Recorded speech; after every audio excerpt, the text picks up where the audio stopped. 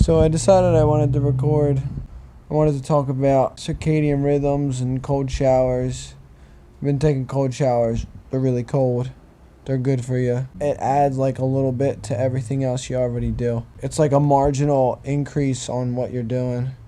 At least for me it is. Makes my day a little easier to deal with because you're jumping into cold weather. I take it at the end of the day though. Apparently it works better if it's at the beginning of the day. And then when you deal with the day, you're like, this is easy. I took a cold shower because it's cold. No one likes the cold. No one voluntarily goes in the cold. So when you do it, the idea is to just toughen yourself up. But at the end of the day, I don't know. It's weird. Like it gets you ready for the next day. I don't know. There's a small build up though. Maybe it works better. I work construction, so I can't really shower in the morning because I got to shower at the end of the day, and I can't afford 2 showers because water is expensive. So you can't do that. But they're good. They work. Apparently they help you lose weight too, by like heating you up or something like that. There's an oxygen thing going on. You breathe heavier or you breathe deeper. Be cold because it's cold. Be cold. I've been waking up regularly at 5:30 for a while now too, and that's pretty good. My friends thought I was crazy. They're like, 5:30? Why would you want to wake up at 5:30?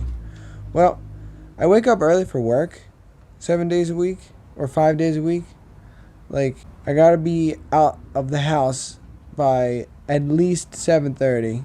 I wake up early because I like to do stuff in the morning, right? I used to wake up at 6, but the mornings you'd be rushing around. So I wake up at 5:30 now. My mornings are relaxed and I can do stuff. And when the weekend comes, I keep doing it because apparently if you switch it up, it's not good for your body. You're like it's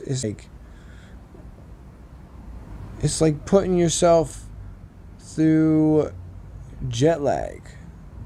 Like your body thinks it's going through a bunch of different time zones, and then your clock's all off and the day sucks. You ever wake up on a Saturday and you sleep in a little and the whole day is just shit? You're like, what the hell? I can bet you that it's because you didn't wake up at the same time you wake up during the week. Because I've done it before, and I've had those terrible days.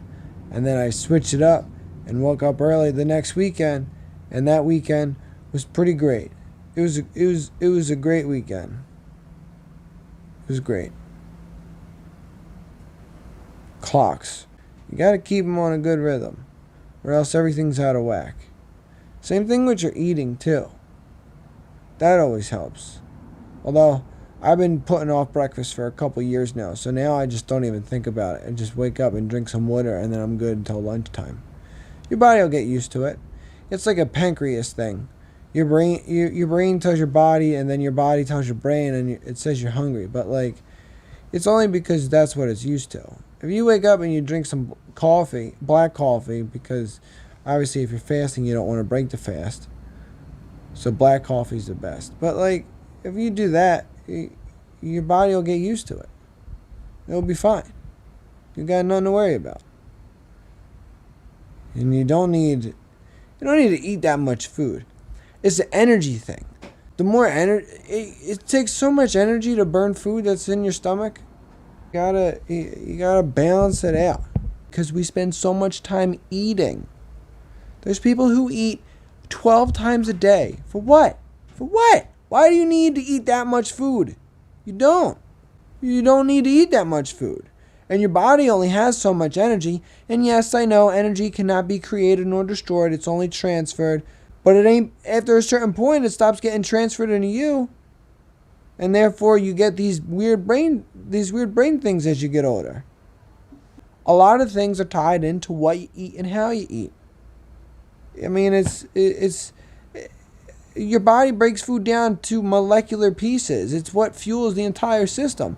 So it's kind of easy to think about that if you eat less, you'll have more energy throughout your life. It's just simple. It's simple.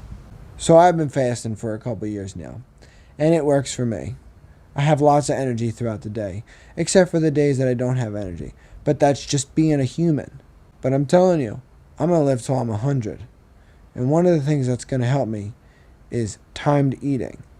You need at least, I think, what they saying, there was a TED Talk that I watched. You need like 8 to 12 hours of like no food in your stomach for your body to reset. Or something like that. Because that's what your body needs. Your body needs to use all of what's in your stomach. If you just keep putting it on there when you're eating 12 times a day, like it ain't gonna work. Everything is timed. You gotta be careful with them clocks. Cold showers, consistent circadian rhythm, and timed eating. You need these things. They've helped me a lot. Right? I'm not saying that everybody should do this. But I think if you want to experiment and use yourself as a guinea pig, which is not a bad thing, because these things can only improve you, especially cold showers. I feel a lot of people are really into cold therapy right now.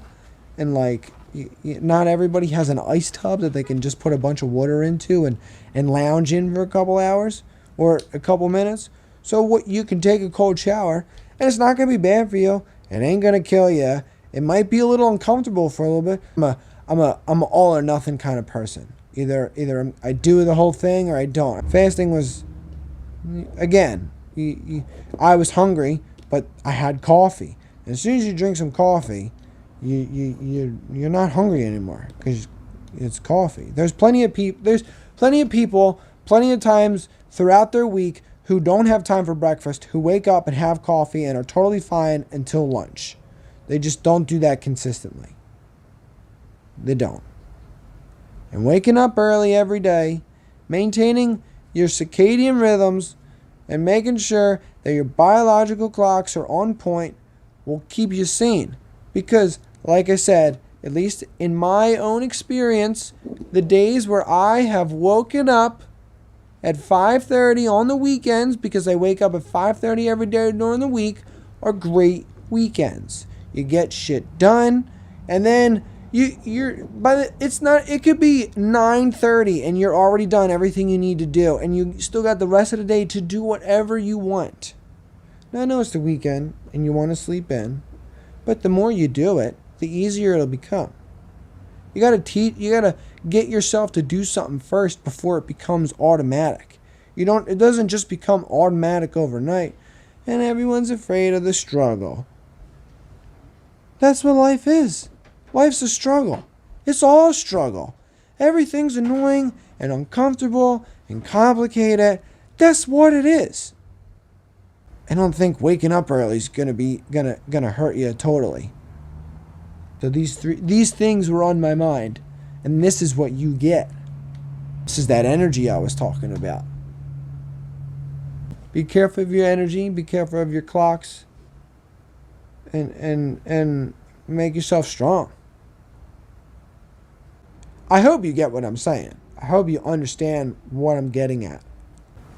Cold showers, waking up early, or maintain. You don't even have to wake up early, but maintain your sleep schedule. Wake up at the same time and try and go to sleep at the same time.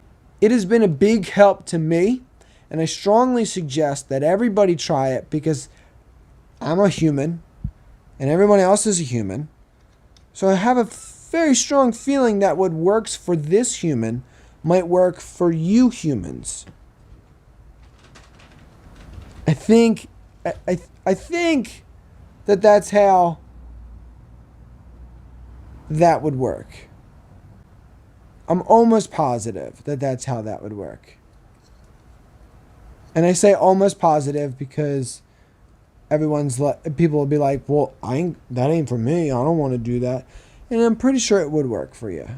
But I don't want to speak for anybody else. I'm trying to only speak for me, and that's why I rephrased that right there. And I just, all right. Try those things. I've tried them. They're amazing. I love you guys. Peace.